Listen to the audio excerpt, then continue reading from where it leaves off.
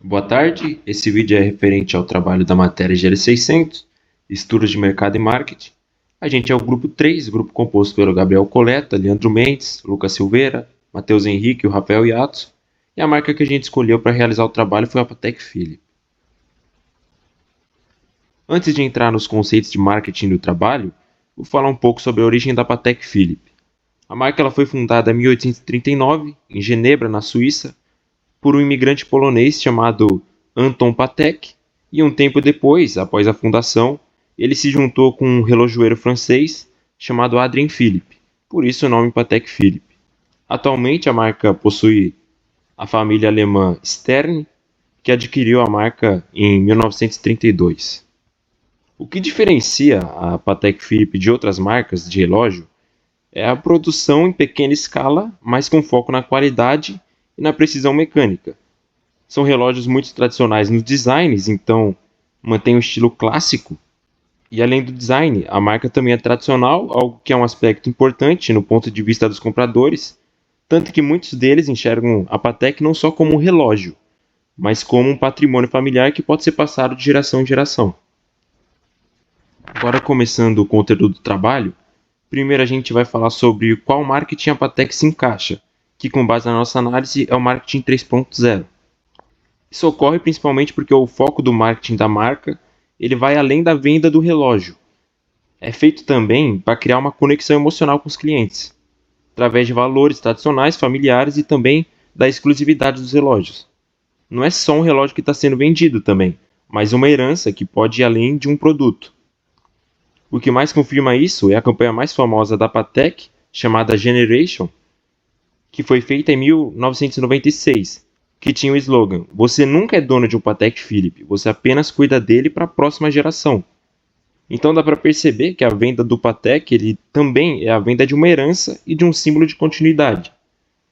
Por isso que nós entendemos que a Patek se enquadra no marketing 3.0, porque a estratégia dela é baseada em uma relação de conexão emocional com o seu consumidor. Agora falando sobre inovação e mercado, no caso da Patek Philippe, a inovação tem a ver com os designs que são atemporais, focado no desenvolvimento de novos mecanismos, materiais de alta qualidade e técnicas de fabricação. Já em relação ao mercado, que seria o mercado de relógios de luxo, tem uma competição muito baixa, com poucas marcas que também vendem relógios de luxo.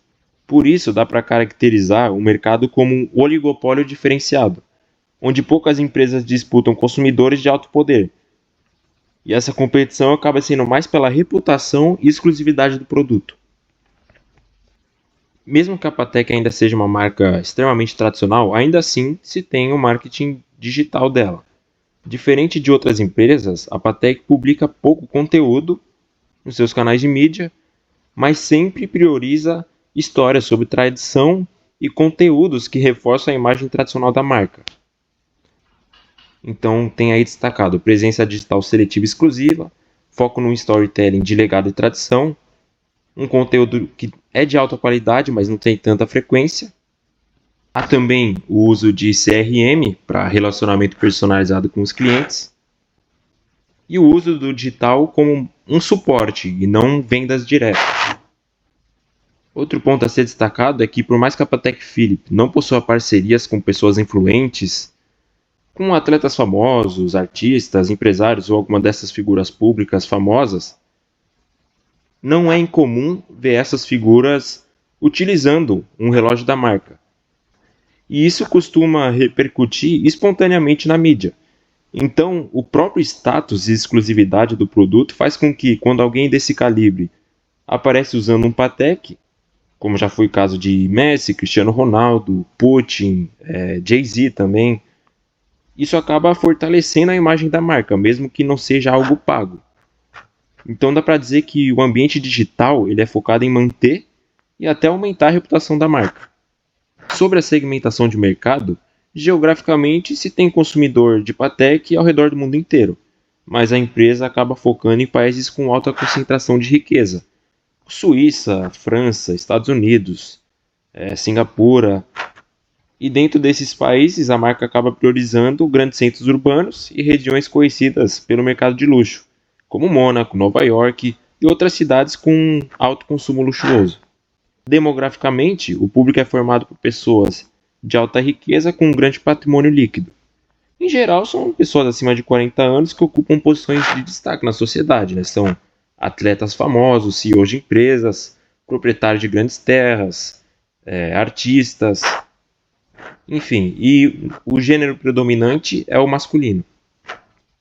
Já em segmentação psicográfica, o público ele é composto por pessoas da alta elite que valorizam tradição, status, exclusividade e prestígio. São pessoas que geralmente frequentam ambientes e eventos sofisticados. Elas enxergam o produto como um símbolo que representa status, então eles não usam o relógio só pela utilidade dele. Já na segmentação comportamental, se tem os usuários pesados, que são os grandes compradores. Normalmente eles têm coleções de relógio, eles gostam de ter vários modelos. Você tem os usuários médios, que possuem entre 2 ou um pouco mais relógios, que normalmente utilizam para situações específicas, e às vezes até para revenda. E os usuários leves, que normalmente possuem um Patek durante a vida e possuem um objetivo de marcar uma conquista ou até deixar o relógio como uma herança familiar. Agora vamos analisar a jornada do cliente da Patek Philippe. A persona, em geral, vai ser um homem de 30 a 60 anos num contexto urbano. Primeiro na descoberta, a jornada normalmente começa pelo meio do networking, de ambiente corporativo, eventos sociais ou contato com pessoas muito influentes.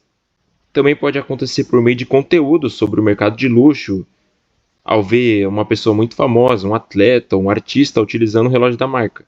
Nesse momento, o consumidor ele passa a conhecer a Patek Philippe e começa a associar ela ao prestígio e à exclusividade.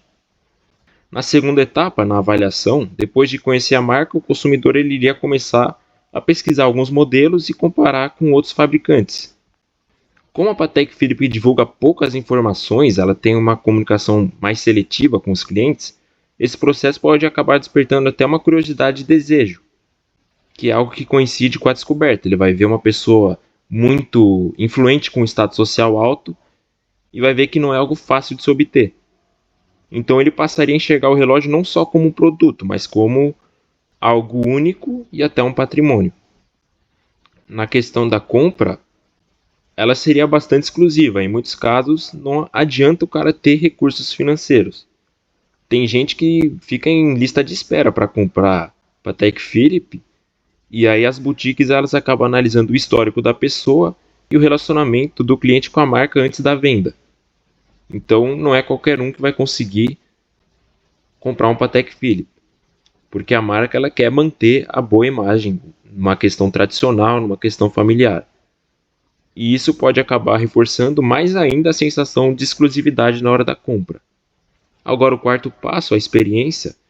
O atendimento seria algo diferenciado e personalizado, e o cliente ele passaria a fazer parte de um grupo muito seleto de pessoas que têm o Patek.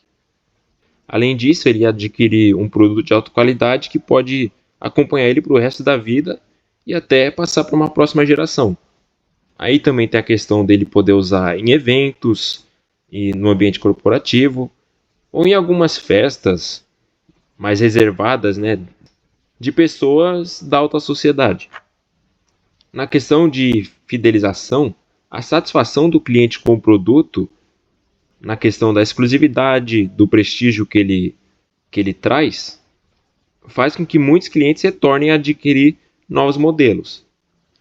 Principalmente grandes colecionadores que mantêm contato frequente com a marca e recebem até acesso prioritário em determinados lançamentos e alguns eventos exclusivos. Na última etapa, a indicação, o cliente ele recomendaria a marca de forma espontânea para os amigos, familiares, pessoas que também colecionam.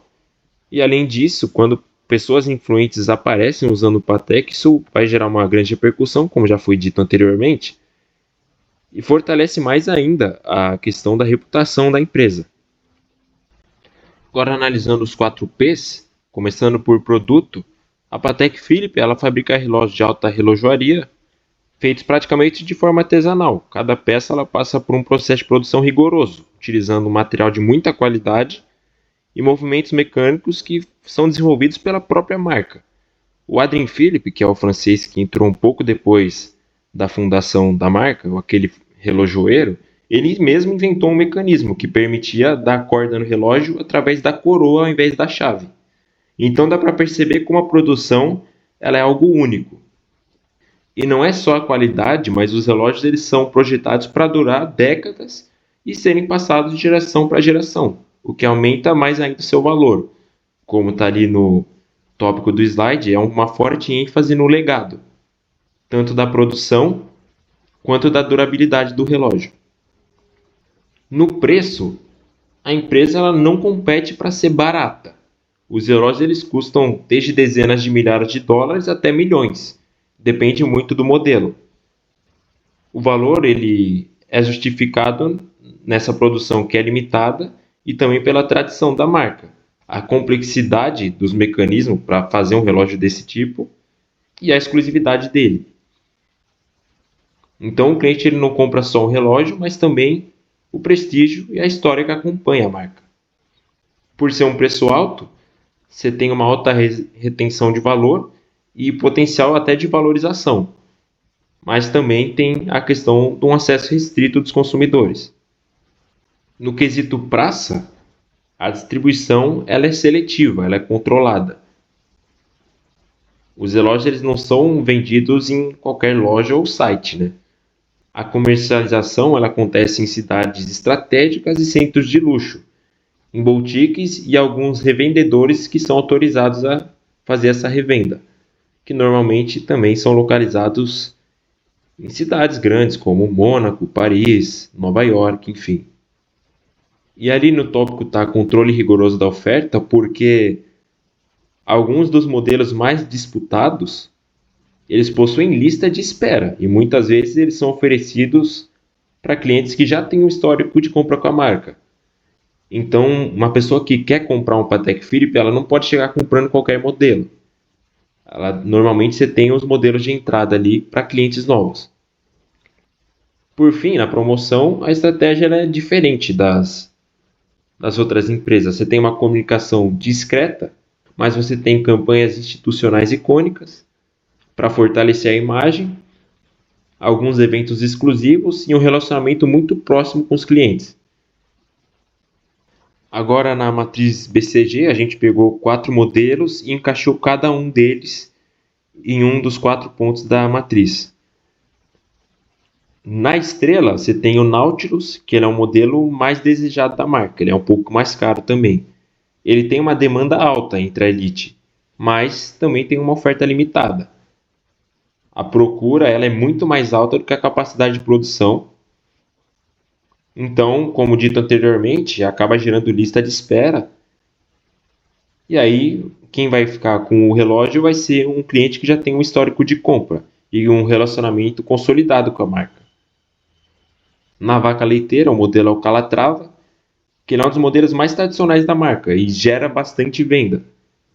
Ainda assim, é um relógio caro de luxo, mas ele tem um preço mais acessível em comparação com linhas mais exclusivas como a Nautilus. Normalmente chega até a ser a primeira compra de clientes que querem iniciar um relacionamento com a Patek. No ponto de interrogação, você tem a linha Lucy, que ela é voltada mais para o público feminino, e ele tem um design mais sofisticado com joalheria de luxo. Possui um potencial de crescimento muito grande por atrair novos consumidores, já que, em suma, os consumidores são do gênero masculino. Então, ele busca atrair novos clientes e ampliar a presença da marca no segmento feminino. Mas a demanda, ainda assim, é menor do que as outras coleções. Já no abacaxi, você tem Pocket Watch, que são os relógios de bolso da Patek Philippe. Eles têm um nicho mais específico. Eles têm um valor muito alto e um valor até histórico. É um negócio bem artesanal e é mais para colecionador. Então a demanda ela é bem menor do que os relógios de pulso moderno. Então eles têm um baixo volume de venda. Por isso que a gente posicionou ele no abacaxi. Agora falando da matriz Ansoff, começando pela penetração de mercado, a marca, como está ali no tópico, ela procura fortalecer vendas de linhas consolidadas e busca aumentar o relacionamento com os clientes atuais que ela tem, através de um atendimento personalizado e incentivando a aquisição de novos modelos pelos próprios colecionadores, além de reforçar listas de espera e ter uma certa escassez para elevar o desejo do consumidor querer comprar esse relógio. No desenvolvimento de mercado, a marca está expandindo a presença em novos mercados de luxo, principalmente ali no Oriente Médio e na Ásia, onde se tem um crescimento no número de consumidores de alta renda. Então ela busca tentar atingir alguns novos perfis de cliente em determinadas regiões que normalmente não se tinham clientes da Patek. Na questão de desenvolvimento de produtos, você tem o lançamento de novas referências de coleções já conhecidas, como a Nautilus e a Calatrava. Você tem sempre a criação de novos movimentos mecânicos, materiais de qualidade até inovadores, mantendo sempre a tradição da marca, além das novas linhas que são voltadas para o público feminino. Já na diversificação, a empresa ela amplia a atuação dela nas experiências exclusivas. Você tem, por exemplo, o Museu da Patek Philippe, que fica em Genebra, na Suíça, onde a marca foi fundada, onde você tem toda a história da marca e como é feita a produção dos relógios. Então é uma experiência bem única, até mesmo para quem não é um comprador. Se tem também algumas exposições internacionais e até serviços de restauração de relógios antigos, o que fortalece ainda mais o valor da marca e o relacionamento do consumidor com ela. Agora vamos analisar as 5 forças de Porter da Patek Philippe, para analisar bem a concorrência e entender o nível de competitividade do mercado. Primeiro, falando sobre a rivalidade entre os concorrentes, é uma concorrência pequena, mas todas são fortes e tradicionais, como Audemars Piguet, a Vacheron Constantin, Rolex. Mas essa concorrência não acontece só pelo preço, e sim pela diferenciação, o prestígio e o status que o relógio tem. Na ameaça de novos entrantes, é muito baixa, porque não basta criar uma empresa e sair fabricando relógio caro. Primeiro que já é algo muito difícil, mas também tem a questão que a Patek ela construiu uma reputação ao longo de quase 2 séculos. Então, para uma nova marca alcançar um nível de confiança, tradição e reconhecimento, seria necessário muito tempo e investimento muito grande. No poder de barganha dos clientes, mesmo eles sendo muito ricos, não tem tanto poder de negociação. Isso acontece porque a demanda é muito maior do que a oferta. Então você tem coleções como a Nautilus que tem muitas listas de espera. E a marca consegue selecionar quais são os clientes que vão ter acesso a esses modelos. Então, realmente, mesmo sendo clientes muito ricos, eles têm um baixo poder de barganha. Já no poder de barganha dos fornecedores, a Patek também tem uma posição forte, porque ela também controla grande parte do processo produtivo e trabalha há muitos anos com fornecedores que são especializados. Então, não tem uma dependência de um único fornecedor, além de ajudar também a manter o padrão de qualidade. Por último, a ameaça de produtos substitutos, você tem algumas alternativas como smartwatches, joias de luxo, até carros de luxo e bens de luxo no geral. Mas nenhum deles entrega exatamente a mesma combinação que a Patek tem, com qualidade, artesanato e na questão do histórico da marca. Então, se a gente analisar as 5 forças em conjunto, dá para perceber que a empresa ela atua em um mercado com barreiras de entrada muito altas e ela tem uma posição muito boa, muito sólida, que é sustentada principalmente pela reputação que a marca tem. Bom, para finalizar as considerações finais, a gente vai destacar 3 pontos que mostram a estratégia da Patek.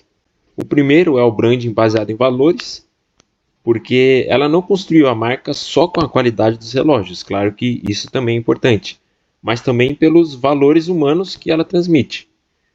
Em vez de focar só na tecnologia ou no desempenho, ela acaba reforçando conceitos como tradição, família, legado e exclusividade. Isso cria uma conexão muito forte com os clientes e gera uma fidelidade que vai além da concorrência, que muitas vezes foca só na tecnologia.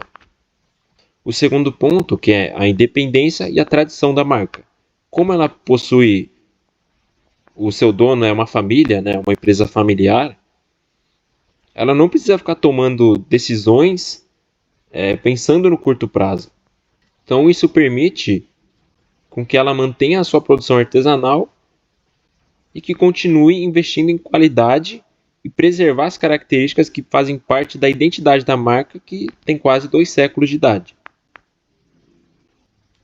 E por último, a digitalização cirúrgica, que seria que, apesar da Patek ela estar no ambiente digital, mas ela acaba usando essas ferramentas de uma forma muito estratégica. O objetivo não é sair vendendo em grande quantidade em alta escala, mas sim fortalecer a imagem da marca por meio da divulgação da história, dos seus valores e do legado que ela tem. É uma marca de quase 2 séculos. Então, ela preserva a sensação de exclusividade que sempre fez parte da experiência que o cliente tem em possuir um Patek Philippe. Então, dá para concluir que a Patek ela é um exemplo de como uma marca pode utilizar o marketing para construir valor e manter uma tradição e exclusividade. Mesmo no mercado que está cada vez mais digital e competitivo, a Patek consegue se manter ativa aí no topo do mercado só com o nome dela.